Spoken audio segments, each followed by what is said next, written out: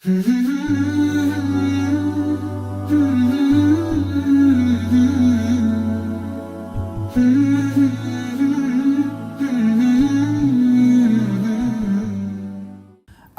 keluargamu, aset amal jariah dan kunci surgamu.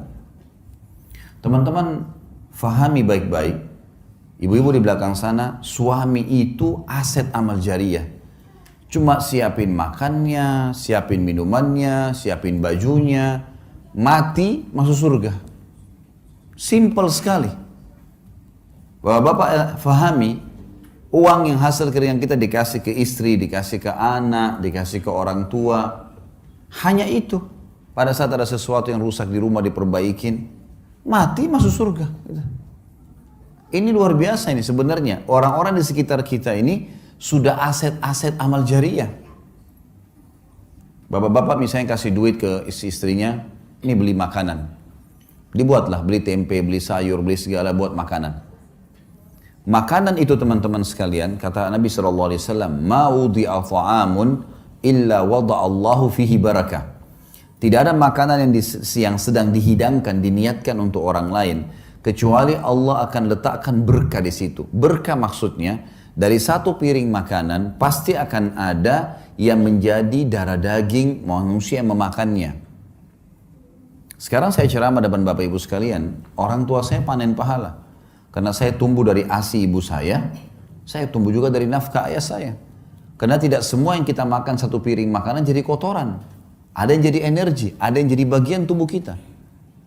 Sekarang bapak-bapak kasih ke istrinya makan. Anaknya makan. Bukankah itu jadi amal jariah buat dia? Karena istri anaknya bisa bergerak. Ibu-ibu masak buat suaminya. Suaminya makan, anaknya makan. Dia tidak beli, tapi dia punya tenaga, masak. Lalu dimakan oleh suaminya. Bukankah itu jadi amal jariah buat dia? Amal jariah semua. Sampai pernah ada seorang sahabat dalam hadis riwayat Imam Muslim bertanya, "Ya Rasulullah, ayu islamin khair?" Perbuatan apa dalam Islam yang paling besar pahalanya setelah yang wajib-wajib? Kata Nabi SAW, "Tut'imut ta'am wa tusallimu ala man ta'rif wa man lam ta'rif." Engkau memberikan makan kepada siapa saja. Di sini masuk suami istri, anak, orang tua, dan orang-orang lain. Dan engkau memberikan salam kepada orang yang kau kenal dan kau tidak kenal. Jadi, anggota keluarga kita tuh aset amal jariah. Bapak-bapak misalnya, masalah duit, nafkah. Nanti kita akan bahas itu di poin selanjutnya tentang masalah hak dan kewajiban. Kita disuruh berikan uang, hasil keringat kita. Nafkah itu sesuatu yang kalau tidak dikasih, roda kehidupan gak bisa jalan. Jadi ibu-ibu bisa beli makanan, air, makan, listrik, ya. Sesuatu yang memang harus ada. Kalau enggak, maka tidak berjalan roda kehidupan. Itu namanya nafkah. Kata Nabi SAW, dinar yang engkau keluarkan untuk fakir miskin. Dinar yang engkau keluarkan untuk pembebasan budak. Dinar yang engkau keluarkan untuk jihad di jalan Allah. Dan dinar yang engkau keluarkan untuk istri anakmu jauh lebih besar pahalanya. Mengalahkan pahala yang lain-lainnya. Di dalam rumah itu. Berarti bapak-bapak setiap bulan terima gaji atau ada pendapatan kasih ke istri anak, itu mengalahkan pahala sedekah untuk jihad. Mengalahkan pahala sedekah untuk fakir miskin. Tapi bukan berarti hadis ini ibu-ibu misalnya bilang, nah itu kan ada hadis tadi. Berarti semua gaji suami harus saya pegang. Bukan itu maksudnya ya. Karena kita bicara masalah nafkah ya. Nafkah itu yang kalau gaji suami 5 juta misal contoh. Lalu suami yang bijak, saya melakukan hal itu pada istri saya. Disusunlah kebutuhan rumah. A, B, C, D, F, G, A sampai sekian. Oh ini contoh saja. Contoh gaji saya 5 juta. Oh ternyata kebutuhan rumah 4 juta. Ini 4 juta ya, nafkah rumah. Ini 500 ribu bonus buat kamu, karena kamu sudah bantu bersihin rumah segalanya. 500 ribu yang sisa, suami punya hak mengelola. Jangan juga, bapak-bapak ada yang, maaf kalau ada yang terjadi ini ya. Jangan juga tidak punya kawam, dia bukan pemimpin. Semua gaji dikasih istrinya, dia mau beli pulsa pun minta sama istrinya. Gimana caranya? Beliin saya pulsa, loh kok lucu itu, kok malah dia minta sama istrinya? Nggak boleh. Mestinya dia bisa punya qawwam. Dia yang beliin istrinya, iya, harus punya kemuliaan. Nanti kita bahas di sini masalah kenali karakter pasangan. Ada poin-poin setelahnya. Jadi ibu-ibu punya hak di sisi nafkah, tapi ibu-ibu tidak punya hak lebih daripada itu. Kalau lebih sunnah, sebagaimana bapak-bapak tidak punya hak di harta pribadinya ibu.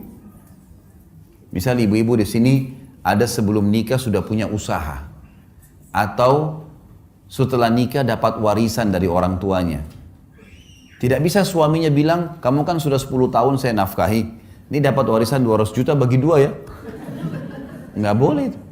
Dia nggak punya hak 1 rupiah pun. Laki-laki, suami nggak punya hak dari harta istri pribadi. Istri punya hak nafkah saja. Lebih daripada itu sunnah, bukan kewajiban. Ini nanti kalau memahami secara benar, seperti batu bata yang kita letakkan di tembok bangunan, maka akan rapi kalau benar semuanya. Tapi yang jelas, sekarang kalau laki-laki mau menjadikan aset amal jariah, apapun hasil keringatnya diberikan kepada istri anaknya adalah sedekah yang paling besar. Wanita misalnya, ibu-ibu di belakang sana. Apa kata Nabi SAW? Kata kunci sederhana masuk surga. Wanita, istri manapun yang menjaga 5 waktu sholatnya, kemudian berpuasa Ramadannya. Ini nggak disebutin sholat sunnah ya, sholat wajib saja dulu. Kalau sholat sunnah ibu-ibu kerjain itu sudah plus. Sholat 5 waktu, azan langsung sholat, subuh sampai isya. Kemudian yang kedua tiba Ramadan, puasa Ramadan, belum dimasukkan puasa sunnah. Dan dia mentaati dan melayani suaminya pada hal yang ma'ruf. Ma'ruf ini maksudnya bukan melanggar agama. Kecuali pada saat dia meninggal, dia boleh masuk, dia boleh pilih 8 pintu surga yang mana dia mau masuk. Hanya 3 hal saja. Sederhana sekali kita bisa menjadikan rumah tangga kita sebagai aset amal jariah. Orang-orang ini nih, suami istri. Orang tua kita misalnya. Orang tua di rumah. Tinggal kita berbakti dengan mereka. Berikan mereka sesuatu yang terbaik. Gitu kan? Ini di rumah tangga, keluarga kita. Maka kita sudah bisa panen surga. Allah menjadikan bakti dengan kedua orang tua setelah iman kepadanya. Anak-anak, lahir kita nggak bisa milih. Sebagaimana orang tua nggak bisa kita milih. Saya nggak mau ibu ini, saya nggak mau ayah ini. Nggak bisa. Kita lahir, ini ibumu, ini ayahmu. Seburuk apapun mereka. Begitu juga anak yang lahir. Begitu keluar, laki-laki, perempuan, sehat, sakit kah, apalah, ya, warna kulitnya seperti apa, paras wajahnya, lahir ini anakmu. Dan semua digantungkan variabel hak-hak dan kewajiban di sini. Sekarang anak-anak bisa jadi aset amal jariah. Mengajar mereka jalan, mengajari mereka kalimat-kalimat, memberikan nama yang baik, selama nama itu dipanggil, selama mereka bisa jalan, semua jadi amal jariah. Jadi ini kiat yang harus kita fahamin teman-teman sekalian, kalau anggota keluarga kita itu adalah aset amal jariah dan kata kunci untuk masuk ke dalam surga.